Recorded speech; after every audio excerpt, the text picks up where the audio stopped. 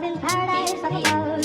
If you would tell me I'm the only one that you love, life could be a dream, sweetheart. Hello, hello again. Shaboom, and hope we'll meet again. Oh, life could be a dream.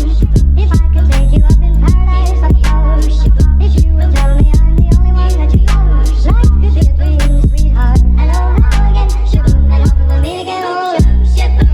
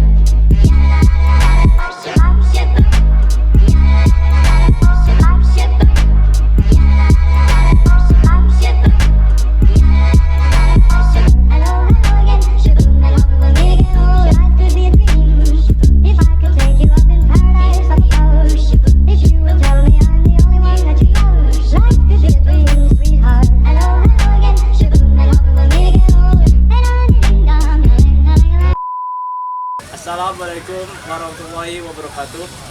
Kami dari kelompok 1 akan membahas tentang pembangunan air Petra di Rawabadak Utara, khususnya di daerah Jakarta Utara di Kecamatan Koja. Air Petra Rawabadak Utara, kita bersama Pak Teguh selaku pengelola Air Petra Badak Utara. Perkenalkan, nama saya Nurul Fitria dari Institut Setiami. Ya, selamat datang Mbak. Terima kasih. Nama saya Chandra Nilawati dari Institut Setiami. Selamat datang Mbak. Ya, selamat datang Mbak. Nama saya Mai. Selamat datang Mbak. Terima kasih kedatangannya. Iya. Kita selaku di sini tuh untuk mengerjakan tugas mata kuliah administrasi pembangunan. Nah, kan suruh cari contohnya di DKI Jakarta. Nah, kita cari Air Petra aja, Pak. Kita kan kita kenal kan di Air Petra itu setiap kelurahan ada. Nah, kita maunya pilih sini gitu. Ya, terima kasih kedatangannya. Semoga bermanfaat apa-apa yang diberikan. Kurang lebihnya nanti bisa banyak tahu, tanya ke tempat yang lebih baik gitu. Iya, Pak. Baik. Artinya pengurus gitu. Terus baru kita terangkan ya? Enggak, Oh. Sebelumnya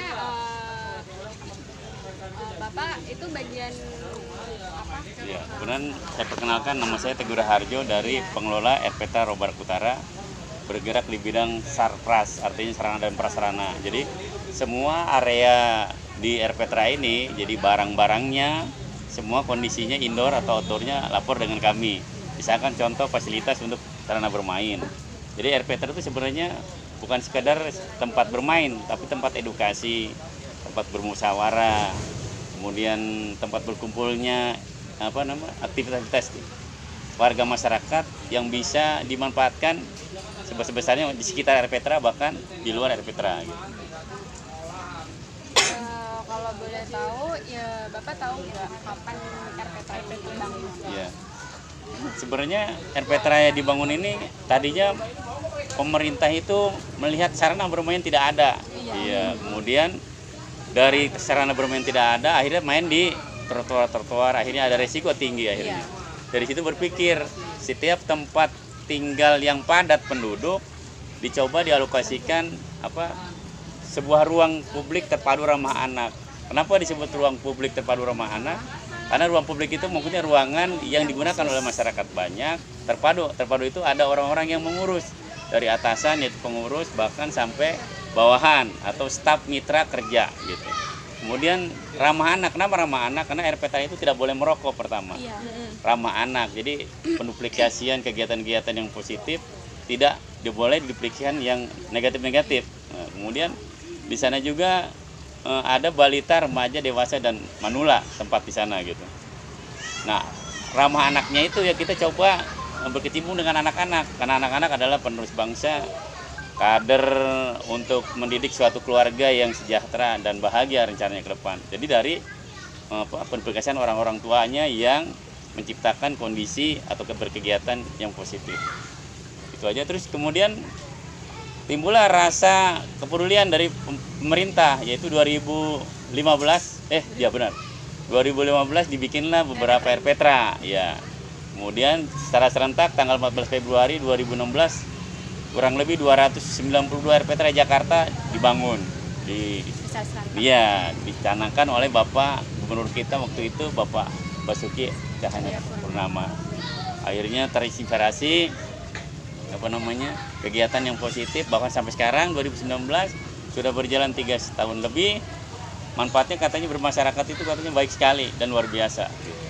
Gitu aja.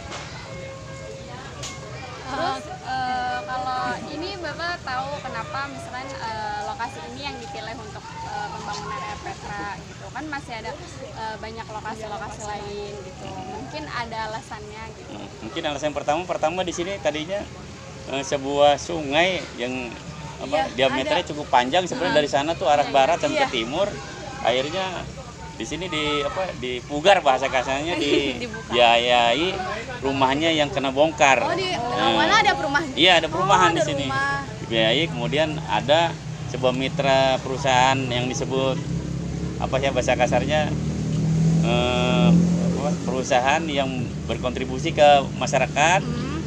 CSR namanya. Kemudian Bogasari beritikat baik ingin membangunnya gitu. Iya, bersama dengan pemerintah. Jadi Sama swasta. iya, dengan Bogasari gitu. 2016 kalau nggak salah. Iya. 2016 Bogasari, kemudian bikinlah diameter ini kurang lebih cukup panjang, 2.500 lebih kita punya alokasi luas tanahnya.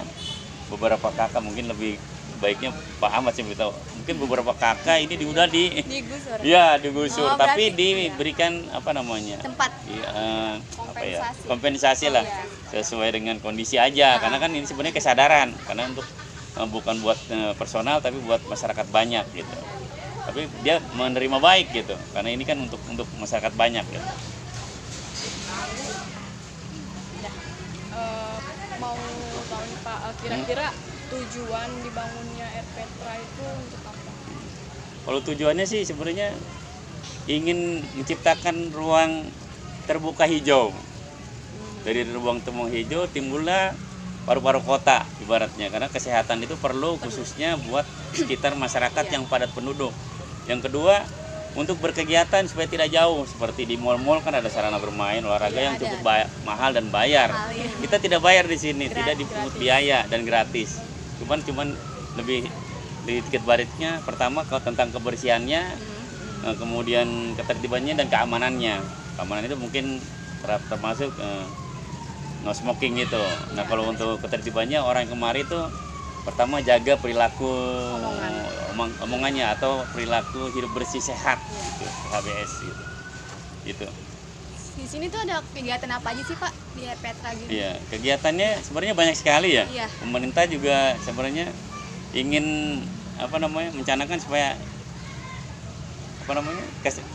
sejahtera anaknya, keturunannya sejahtera, bahagia gitu. Jadi kan Jakarta warganya bahagia. Ya, jadi maju kotanya, Jakarta bahagia warganya gitu. Tujuannya ke situ. Jadi supaya kotanya maju gitu. Maju jiwa raganya, pemikirannya, kemudian fisiknya sehat gitu. Akhirnya timbul rasa kepedulian bahwa dia ingin mensejahterakan dirinya sendiri, bahkan orang banyak gitu. Akhirnya timbul kelompok besar disebut warganya bahagia gitu. Sini kan tadi kan sering ada kegiatan gitu nggak sih Pak? Kayak ada sosialisasi, suka dipakai nggak tempatnya Pak? Aula, Oh iya, gitu. biasanya sering di Apa aula aja? tuh, Iya. ya. Biasanya kayak masalah PKH itu misalkan kayak keluarga harapan yang coba dikondisikan supaya mendapatkan informasi pengetahuan dari provinsi, kemudian dari pengurus, kemudian dari masyarakat untuk berperilaku berkegiatan keluarga yang sejahtera gitu, menciptakan keluarga sejahtera. Mungkin tadinya dia tidak punya usaha, diberdayakan dengan usaha gitu, dengan perindustrian dan energi gitu. Salah satunya gitu, penyuluhannya. Ada Bagaimana pengelolaan RPTRA ini dalam merawat dan menjaga fasilitas yang Ya. tersedia? Terima kasih. Kalau untuk menjaga dan merawat fasilitas, pertama dari diri sendiri. Dari rumah kedua dari kita itu adalah RPTRA. Nah, rumah kita pertama misalnya biasa bersih-bersih, insya Allah nanti menular kebaikannya di sini bersih-bersih. Karena di sini mulai 6 orang pengelola ini dari beberapa tingkatan. Yang pertama koordinator, kemudian sekretaris, kemudian humas, grosmat yaitu ekonomi kreatif, kemudian sarprasnya sendiri, dan satu lagi humas pengelolaan, ya kurang lebih 6 dari Ada kegiatan. pengelola? Iya, 6 Di pengelola RPTRA? ini semua berindikasi untuk memajukan RPTRA-nya. Nah, kemudian menularkan di sini adalah rumah kedua. Rumah kedua, kenapa rumah kedua? Jadi rasa memiliki. Terus kemudian ada perawatan tanaman toga. Jadi masyarakat main kemari ingin berobat di rumah sakit, misalkan itu sarana obat tidak ada, kita ada yang disebut tanaman toga. Tanaman toga itu tanaman obat keluarga. Boleh kita ambil, kita manfaatkan sejauh pemanfaatan itu maksimal buat keluarga. Nah, untuk kesehatan masyarakat. Berarti untuk khusus masyarakat juga boleh ya? Boleh, iya. Kan ini kan dekat rumah-rumah gini ya Pak ya? Iya, iya. Itu minatnya banyak nggak sih Pak? Minat yang datang ke sini? Kalau gitu. minat yang banyak sebenarnya kalau subuh aja. Subuh. Subuh berolahraga, Oh, olahraga. Di sini ya, Pak, ya? Iya, batu refleksi, kemudian ada anaknya yang sambil mendorong troli anak bayi itu. Oh, iya. Dia menyuapi sama anaknya gitu. Subuh aja udah waktu terbuka, subuh. udah banyak ya. Kalau Nanti sore-sore gitu? sore-sore mungkin menjelang jam 4 jam 5 tuh. Futsal, olahraga sama bola-bola kecil di depan. Anak-anak. Ya sama permainan-permainan tradisional seperti loncat tali, kucing-kucingan atau bentengan gitu. Yang pada dasarnya kita juga ikut memantau itu melindungi.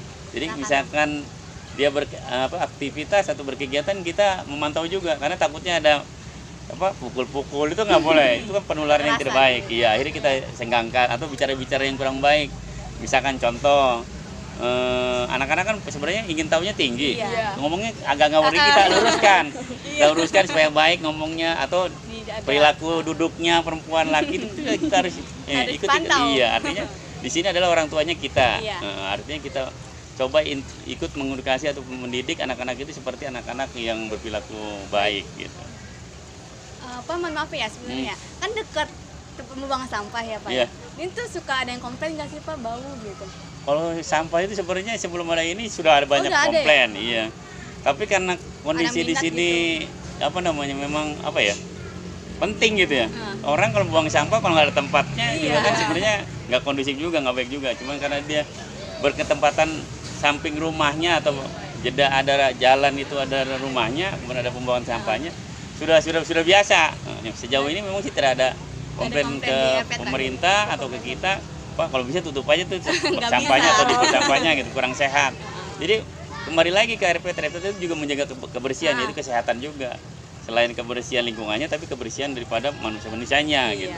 Jadi di situ setiap walaupun dia dekat dengan depo sampah, dia coba untuk merapikannya.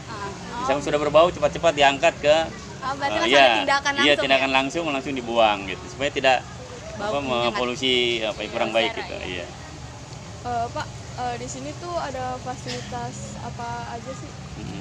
Fasilitasnya pertama untuk ini ada yang disebut office ya, kantor pengelola. Jadi kalau berkegiatan itu orang harus izin di situ, pertama daftar tamu ya, namanya apa, tujuannya apa, berapa lama, kemudian hari apa, pukul berapa, selesai. Ntar kapan waktu dikasih informasi lagi dari kita. Kalau tidak bertabrakan untuk kondisi jadwalnya, tidak masalah. Kemudian dia masuk, ada yang namanya dapur ya, artinya pantry. Kita ada pantry kalau ada berkegiatan, kita coba menyajikan seperti ini nih. Misalnya makanan kecil kalau memang ada air minum. Kemudian kita ada perpustakaan. Perpustakaan adalah perpustakaan itu adalah wawasan ilmu pengetahuan. Jadi masyarakat boleh baca di situ, yang penting satu tempatkan kembali buku-bukunya ya, sesuai dengan usianya. Iya. Kemudian ada namanya ekonomi kreatif. Di sana namanya grosmat. Jadi semua yang berkegiatan beli makanan di sini harus menjaga sesuai dengan kondisi anak. Jangan misalkan ini misalkan kesehatannya cukup nih BPOM-nya, boleh. Tapi kalau yang merugikan nggak boleh. Jadi pada dasarnya terjaga dari kesehatannya gitu. Penting ya. Penting ya. Kemudian masuk ke laktasi. Kalau laktasi itu ibu-ibu yang hamil, kemudian kayak posyandu balita ya. Nah, ibu di situ dikondisikan tidak boleh menyusui di sembarang tempat. Jadi kita tempatkan khusus di sana, ada tempat dia ber-AC, kemudian duduk juga rileks santai. Kita lanjutkan. Jadi RPTRA Barat Utara itu dulunya namanya RPTRA Bugasari. Karena sekarang kembali kepada pemerintah disebutnya RPTRA Barat Utara. Nah, dia lahir tanggal 26 Mei 2016. Diresmikan oleh Bapak Wakil Gubernur waktu itu Bapak Jarot kalau nggak salah ya, dia diresmikan. Jadi dibangun lah ini. Sudah berjalan 3 tahun lebih. Kalau saya rolling dari RPTRA Jakarta itu ada 8 di Jakarta Utara. Jadi dari Radar Pembangunan sebelah sana Joper. Tadi saya di sana koordinator. Pindah semua pindah ke Sapra. Jadi semua itu harus punya bisa. Jadi koordinator, sekretaris, humas, Sarpras, kemudian ekonomi kreatif, satu lagi. Coba sudah datang nanti juga malu lagi. Kurang lebihnya terima kasih atas kehadiran kalian semuanya, semoga bermanfaat. Nah, semangat. Kenapa disebut semangat? Kalau di sini ada partai disebutnya salam semangat pagi. Jadi tetap semangat, menyongsong masa depan lebih baik, Indonesia maju. Luar biasa. Assalamualaikum warahmatullahi wabarakatuh. Salam semangat. Terima kasih. Ya, sama-sama.